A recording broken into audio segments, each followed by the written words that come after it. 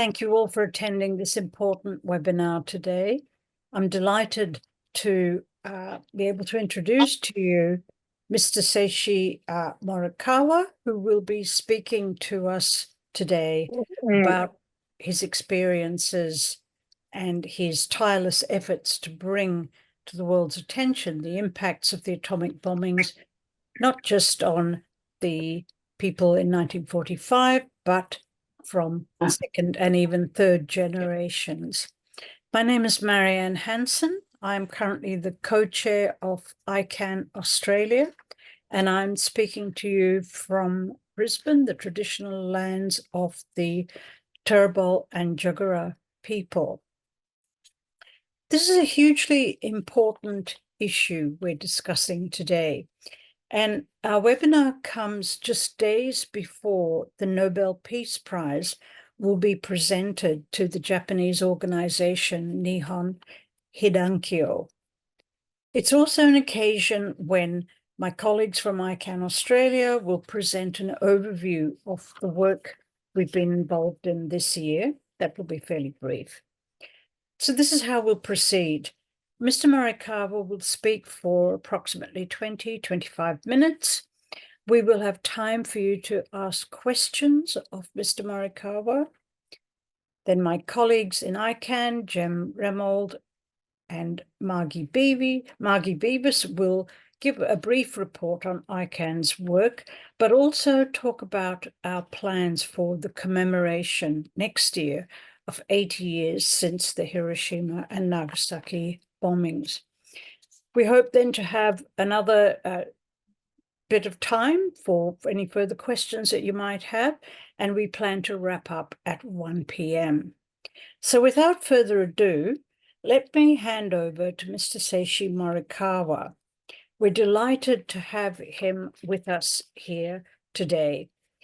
Mr. Morikawa is Deputy Director of the Kanagawa Atomic Bomb Sufferers Association, which is a member group of Nihon Hidankyo, awarded this year's Nobel Peace Prize. I'm sure that his presentation will be invaluable in raising awareness of the devastating intergenerational impacts of nuclear weapons. Thank you, Mr. Morikawa. You have our full attention.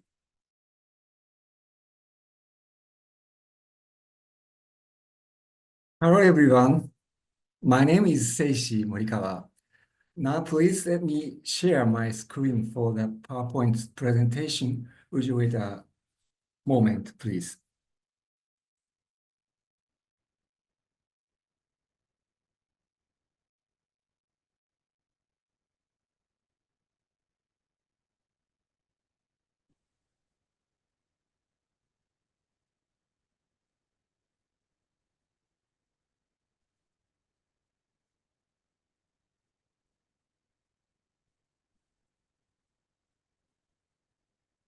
So, hello everyone again. Allow me to begin by introducing myself. My name is Seishi Morikawa. I'm Japanese and currently living in Japan. I was born in Hiroshima in 1954.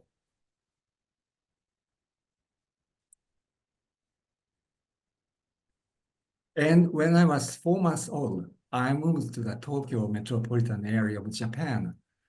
I have worked for Japan Post Holdings Company as a door-to-door salesperson for life insurance and eventually became a sales instructor. After some time, I was promoted to the position of vice postmaster, and I retired 8 years ago. In 1945, my father was exposed to the atomic bombing in Hiroshima. He was at the NHK Hiroshima Central Broadcasting Station of Japan Broadcasting Corporation, which was only 1 kilometer away from the hypocenter, which makes me a second-generation atomic bomb survivor. Most of the people in that area died immediately or within a few days, not only because of heat rays of the blast, but also because of initial radiation. Many who appeared uninjured developed disorders and died days or months later due to acute radiation sickness. However, my father miraculously survived and lived until 95 years old, though he suffered from a lot of illnesses. Given that, I believe that my life is a miracle of miracles. Today, I like to talk about the reality of the second generation atomic bomb survivors, and I would like you to know one of the definitive characteristics of the nuclear disaster, which is that it causes pain and suffering across multiple generations. Now, I'd like to introduce you a tremendous investigative reporting article written by Ms. Misa Koyama, who used to be a Mainichi newspaper reporter regarding second-generation naval survivors issues, focusing on hereditary effects of radiation and the necessity of financial support for second-generation survivors. This article was published on June 4th, 2022, in the nationwide edition of Mainichi newspaper. Now, I'll read the article. A copy of physical examination survey and research report on the children of atomic bomb victims, which was written about 40 years ago, was donated by Seishi Morikawa to the Mainichi newspaper. Seishi Morikawa is a second-generation atomic bomb survivor. At the time, he urged the Ministry of Health and Welfare not to disclose the report. Apparently, the Ministry of Health and Welfare chose not to disclose the report. Also, we asked why Seishi Morikawa chose to oppose the publication at that time, but now decides to openly publish it. Unraveling the historical details, we can see the deep chasm that lies between the attitude of the nation and the current situation of second-generation airborne survivors. The donated document was a copy of the 1979 fiscal year survey and research report on the health of the second generation of atomic bomb survivors. The Ministry of Health and Welfare commissioned Japan Public Health Association to prepare the report based on the results of the physical examination of second-generation airborne survivors in fiscal 1979. They compared a total of 17,212 second-generation airborne survivors in 39 prefectures, including Hiroshima and Nagasaki, with the results of the National Health Survey of the general public regarding their white blood cells, hemoglobin count, blood pressure, and other factors. According to the test values of the report, when comparing second-generation airborne survivors in Hiroshima with the average values of Japanese as a whole, the number of white blood cells was about 20% less, and the proportion of abnormal urine proteins of elementary school girls was about 5 times higher. There were also deficiencies, such as the fact that the results of liver function that should have been tested were not noted. Nevertheless, the ministry concluded that the health condition of second-generation survivors is not at all different from citizens in general, and it is the current academic fact that second-generation airborne survivors have no health problems caused by airborne radiation.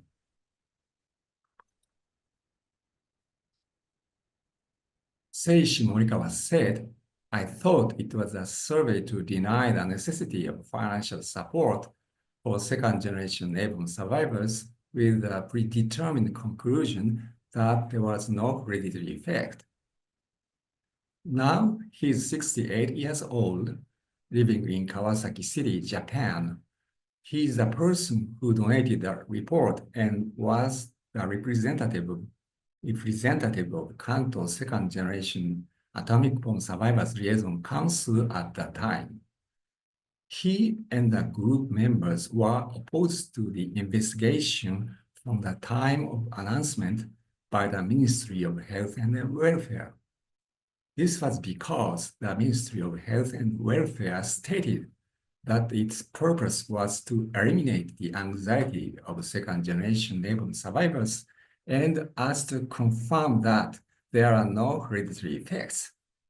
Therefore, they felt that it would not lead to subsidized medical coverage. On August 6, 1945, his father, Sadami Morikawa, then 29 years old, was exposed to the atomic bombing about 1 kilometer east of the hypocenter of Hiroshima. Some years later, he moved to Kawasaki City as a result of a job transfer where he established an A-bomb survivors group. In 1971, he contributed to the realization of health checks and medical expenses subsidies for the second-generation A-bomb survivors by the Kawasaki local government ahead of other municipalities or the Japanese government. Seishi Morikawa was born 9 years after his father experienced the bombing. He was prone to become feverish in his early childhood. The cause, however, was unknown. After entering elementary school, he suffered from diarrhea, fatigue, general malaise, and acute bronchitis associated with whenever a cold worsened. Hereditary effects of radiation have not been definitively proven. However, the possibility of hereditary effects, a certain degree of subsidized medical coverage, and financial support must be provided. In fact, a considerable number of second-generation survivors are currently suffering from several diseases or symptoms. Thus, Seishi came to the conclusion that the second generation of A-bomb survivors are definitely victims of the atomic bombings. In 1982, in order to reach an agreement regarding the publication of the report, the Ministry of Health and Welfare presented the Health Examination Survey and Research report to the organization, of which Seishi was president. However, Seishi could not find any basis for the conclusion that there is no hereditary effect. To begin with, tests of this health examination were so few that it was not adequate for verifying the health condition or identifying diseases precisely and comprehensively. He foresaw it would cause the spread of misinformation among citizens, and he and his group demanded that ministry not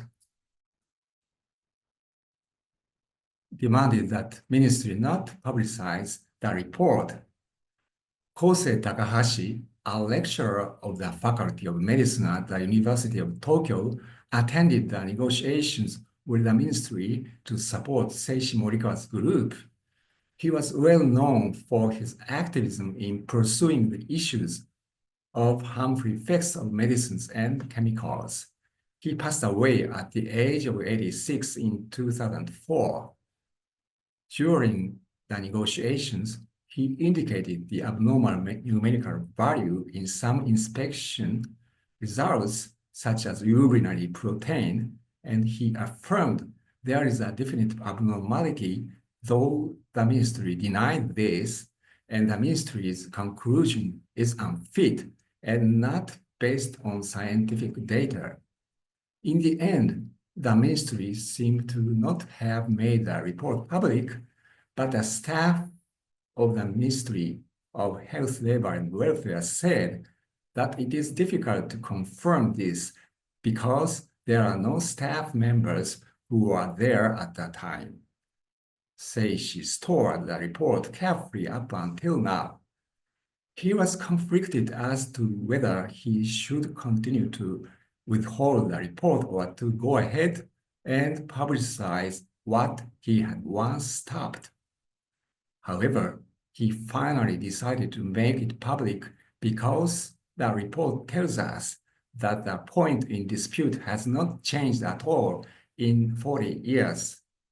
Issues such as the hereditary effects of radiation or the necessity of financial support for second-generation survivors have been left unresolved.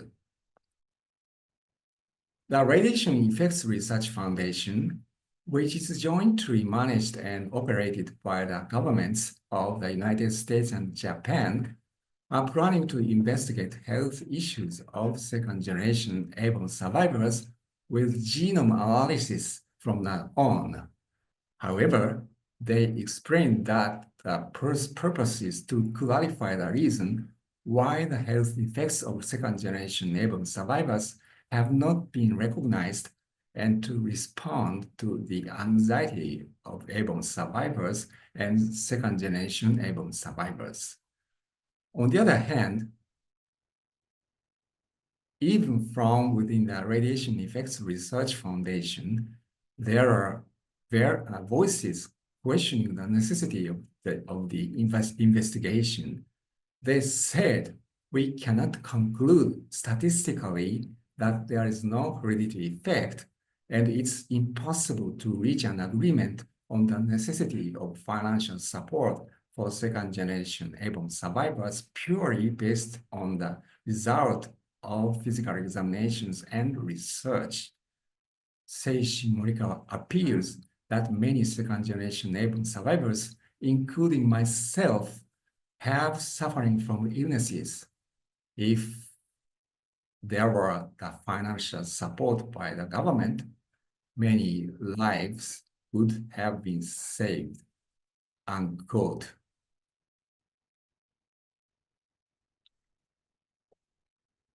The Japanese government has had a consistent position on the radiation problem since the end of the Second World War, exemplified by the Ministry of Health and Welfare statements. First, if the Japanese government acknowledges the hereditary effects of nuclear radiation on second and third generation victims, a significant budget would be required to administer the necessary support or allowances for health care. In their view, subsidies related to nuclear radiation must be limited to first-generation atomic bomb victims. The issue might be expanded to the question of subsidized medical coverage or financial support for the descendants of first-generation bomb victims, and even for the victims of nuclear power plants accidents, such as the Tokyo Electric Power Company Fukushima Daiichi nuclear power plant accident. It would also include the non-supported evacuees who are defined as the internally displaced persons from the high radiation area of Fukushima and the workers of nuclear power plants. Expanding the subsidies to include all of these people may cause several movements to become increasingly more active synergistically. Second, if the hereditary effects of nuclear radiation are acknowledged, anti-nuclear sentiments may resurface among the Japanese people, making it increasingly difficult to promote nuclear development and build nuclear power plants for becoming and continuing to be a potential nuclear armed nation. Case in point, the 1954 Bikini Atoll nuclear tests stoked strong anti-nuclear sentiments among the Japanese people.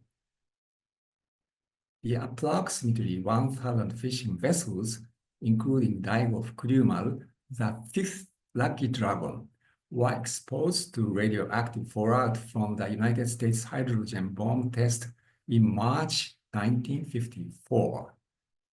They were 10 kilometers away from beginning at all. It became a trigger for the movement against nuclear weapons in Japan.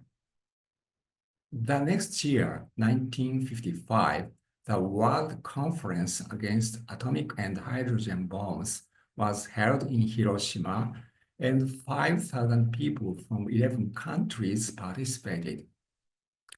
Moreover, in 1956, the Japan Confederation of A and H Bomb Sufferers Organization, Nihon Hidankyo, was established. In an effort to downplay the incident, the Japanese and the United States government, both advocates for nuclear development, neglected to inform the public about the risk of being exposed to radiation. As a result, after the Daigo-Fukushima incident, approximately 1,000 more fishing vessels entered the nuclear zone and were exposed to radiation by the end of the year 1954. To this day, most Japanese people are not aware of this fact. Third, hence the Japanese government maintains their official position that there are no hereditary effects of nuclear radiation. In reality, however, there is speculation that the Radiation Effects Research Foundation and the Ministry of Health, Labor and Welfare have obtained data exhibiting significant differences between second-generation bomb victims and the rest of the population during their physical examination over the years. For the Japanese government, the examination results or the checked data are likely very valuable when pursuing further nuclear development programs, which explains why the government has continued to accumulate data through repeated physical examinations, while the government continues to claim that the Radiation Effects Research Foundation has revealed no evidence of hereditary effects. They have not fully disclosed the examination data to back up this claim. Many second-generation bomb victims are facing the following problems and concerns. First, they are concerned about their parents' health and the welfare of first-generation bomb victims at large. Second, they are also concerned about their own health and how possible illness may impact their livelihood. The illnesses and symptoms common among second-generation bomb victims are diverse, unique for each victim, and are not limited to typical radiation illnesses such as leukemia, thyroid cancer, multiple myeloma, and other types of cancers. Instead, problems range from digestive disorders, heart diseases, respiratory problems, nosebleeds and asthma, abnormal white blood cell counts, and small wounds that are difficult to heal and get infected easily. Third, second-generation bomb victims face social prejudice and discrimination. Some have experienced discrimination from potential spouses or discrimination in job interviews from potential employers when they were younger. Even after marrying and having children, they may be concerned about the health of their children and worried about the discrimination they may be subject to as third-generation bomb victims. In addition, if their children marry, they are concerned about the health of their grandchildren who would be fourth-generation bomb victims. As one can see, one of the frightening aspects of nuclear weapons, a continued threat to the survival of humanity, is that they inflict serious harm on subsequent generations. The threat of nuclear weapons is not limited to wars. Nuclear radiation, in fact, is an increasingly ubiquitous threat that is already spreading around the globe, exemplified by, first, nuclear weapons tests, second, radiation exposure via working in uranium mines, a requirement for the operation of nuclear power stations used for plutonium extraction, which is a necessary resource for nuclear weapons production. Third, radiation exposure via working in nuclear power stations. And fourth, radiation exposure via nuclear power plants accidents, which afflict residents in the area. Furthermore, subsequent generations are already feeling the damaging impact of nuclear radiation. Upon reading my book, Toward a Nuclear-Free Future, Message from a Second-Generation Atomic Bomb Victim, published in December 2018, which discusses my life, health challenges, clinical history, and characteristic symptoms, many second-generation bomb victims have sent sympathetic messages my way. One such comment read, "I always thought my clinical history and health problems were due to my individual constitution and had nothing to do with the fact I'm a second-generation bomb victim. However, my symptoms overlap with the problems the author has been experiencing. For instance, my injuries are hard to heal and they get infected easily. I have a weak stomach and often suffer from diarrhea. I tire easily. My white blood cell count is low. My bones break easily. I have frequent nosebleeds, and so on. I believe that many other second-generation bomb victims suffer from similar health problems and live with pain and concerns. The book made me realize the necessity for second-generation bomb victims to share their experiences with a wider audience. Moreover, it is becoming more common in recent years to hear about the many health issues of third-generation bomb victims and even those of fourth-generation bomb victims. The operation of nuclear power plants and the production of the nuclear weapons necessarily discharge nuclear wastes which emit radiation. Therefore, nuclear weapons are harming the people of nuclear-armed nations through the process of production, even if they are not being used as arms. The dismantled weapon need adequate facilities for their temporary storage and eventually permanent disposal. Environmentally safe ways to permanently dispose of nuclear weapons are currently non-exist. Each of these points have strengthened my conviction. The hereditary effects of radiation are irrefutable. We, the descendants of atomic bomb victims, are living proof. It is clear that the human race cannot coexist with nuclear weapons, nuclear power plants, nuclear submarines, ships, and carriers. If it is therefore of utmost urgency to abolish nuclear weapons and remove previously mentioned nuclear power from this planet, the first step we must take toward this goal now is the ratification of the Treaty on the Prohibition of Nuclear Weapons adopted in 2017 and came into effect in 2021. It's an urgent issue to have all of the nuclear-armed countries and potential nuclear-capable nations, such as Japan, ratify the treaty so that the treaty becomes substantially valid.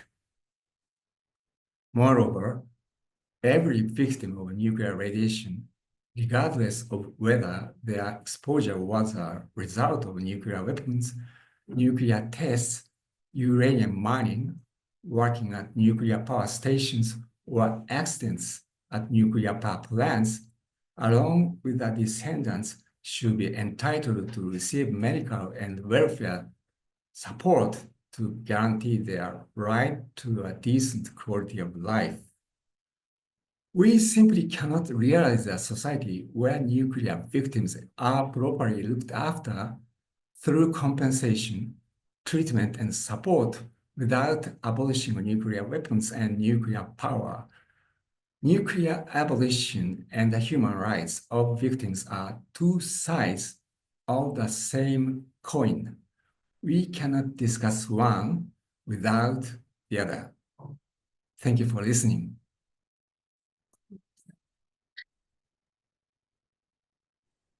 Thank you very, very much, Mr. Morikawa. That was a very sobering presentation, and I'm sure that many of us learned a lot of which we were not previously aware. I'd like to open up the floor for questions. If you have a question, would you please raise your hand?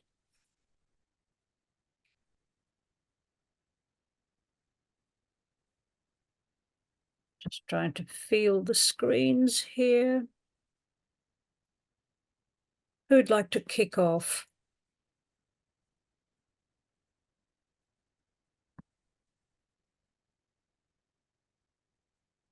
I might start with the question, if I may, please, Seishi. Can you tell us, has the Japanese government changed its views and become more favorable to your cause in recent years, or is it still very, very difficult to get recognition? It's not changed at all. So up until now, so the government has denied the hereditary effects of radiation. And they always said they decide what they should do depending on the scientific knowledge of the Radiation Effects Research Foundation. And that is Radiation Effects Research Foundation has denied the hereditary effects. Not denied, but they say they cannot recognize or they cannot find any scientific significant differences between second generation people and the general public. They have not changed at all to this day, unfortunately. And also the movement of second generation is not very fragile, very weak, not strong at all. So that's why I'm here and I like to advocate, of course, in Japan, but also to the people of the world. Thank you. Margie, you have a question? You may have partially answered this already. I'm interested how the meltdowns at Fukushima impacted on your movement, whether it meant that you got increased support or less support, or how Fukushima, did it change what was happening, given there are a lot of people who left the region because of the radiation? で、森川さんの運動にどういう影響がありましたか？例えばみんなの理解がね、増進したとか。So so far I have made efforts to unite with them, and they sympathize with our movement, and so I have tried to share the concept that Fukushima issue is not very difficult problem because in Fukushima, there is a residual radiation, and some of the people evacuated, but many people remained, stayed. Then they have to be exposed to the radiation. So I'm afraid that they may suffer from residual radiation and also hereditary effects. So I think the situation is very serious, but still not so many people have noticed that. So I have announced that to the activists of Fukushima, but I care about the way of announcement because it's very delicate problem. So the difficulty of second generation problem is hereditary effects of radiation. Many people don't want to admit that it exists. Even for example, about first generation atomic bomb survivors, even they are very strong activists, but many of them don't want to talk about the hereditary effects of radiation about their children. So it's a very difficult problem. But I think we should clarify that because as a reality, it exists. I've heard from people or activists of Australia about the descendants of nuclear tests or uranium mining. Yes. Thank you. Our next question comes from Dave Sweeney. Thank you very much, Mr. Morikawa, for a really powerful and very important presentation. My name's Dave Sweeney. I work here in Australia on nuclear weapons issues with ICAN, but also on civil nuclear issues around waste and power and uranium mining with an Australian environment organisation called the Australian Conservation Foundation. And I wanted to thank you for your story, for your generosity, for the courage and the clarity of that story. But I also wanted to acknowledge and thank you for connecting those threads of nuclear threat, whether it's civil or military, and for your work in identifying those threats.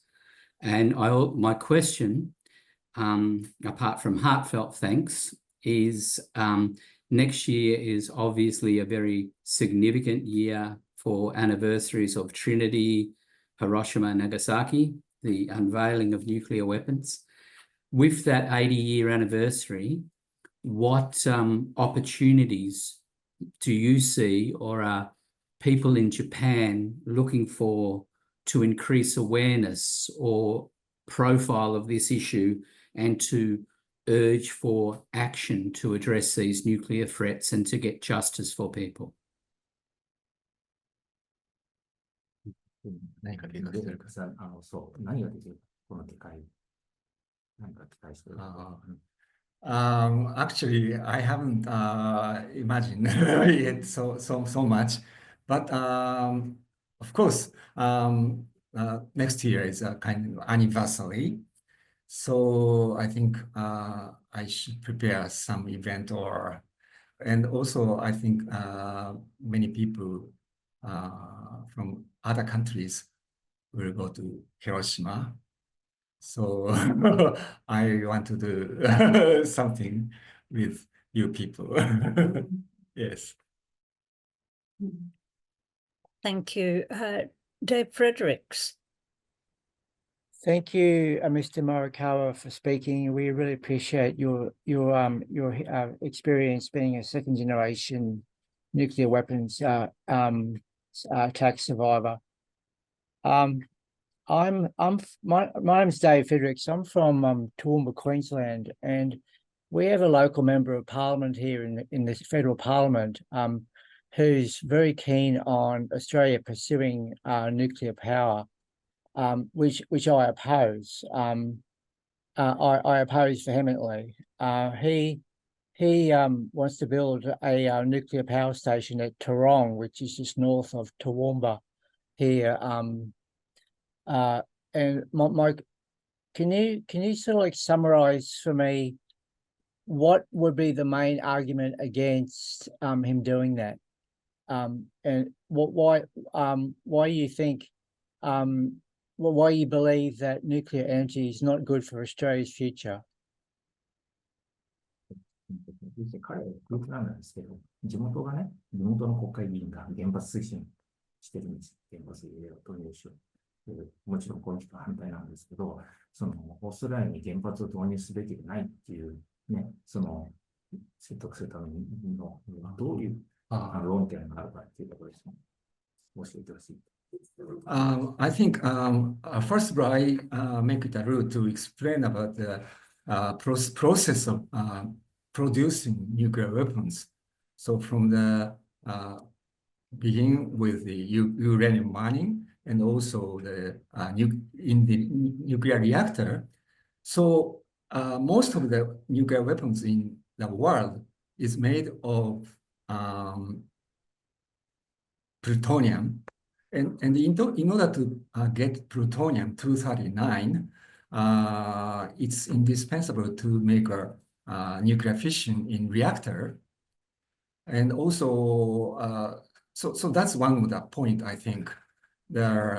So nuclear power stations and nuclear weapons are inseparable entity, kind of.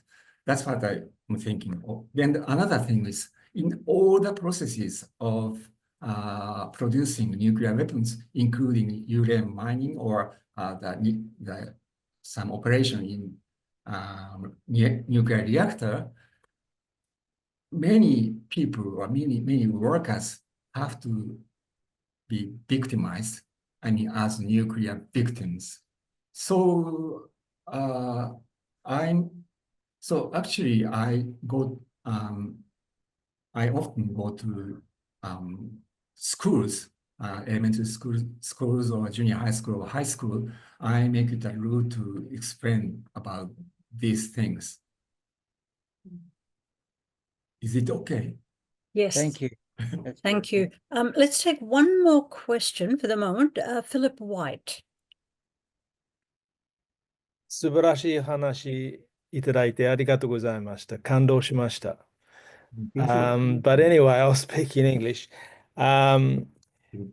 Epidemiological studies are used to determine whether or not there's been an impact of radiation over a whole population, but they're very difficult to get statistically significant results. Now, you may have already answered this question. I'm sorry if I missed it, but are there other methods other than epidemiological studies that you think can be as valid and persuasive at convincing people of the reality of your suffering? 疫学的な疫学的なね、統計的な調査って非常に難しい、データもないね、難しいから、それ以外に人々を説得する、いい、as you said, so actually it's impossible to scientifically prove the hereditary effects. So I'm thinking that we show the reality, actually what we have suffered from. So one of the typical example is the questionnaire. Sorry. Yes. This is it. Kyoto Association of Second and Third Generation Victims. they published this kind of questionnaire report on the results of the health study questionnaire for the second and third generation atomic bomb survivors. This kind of process or activism is very important.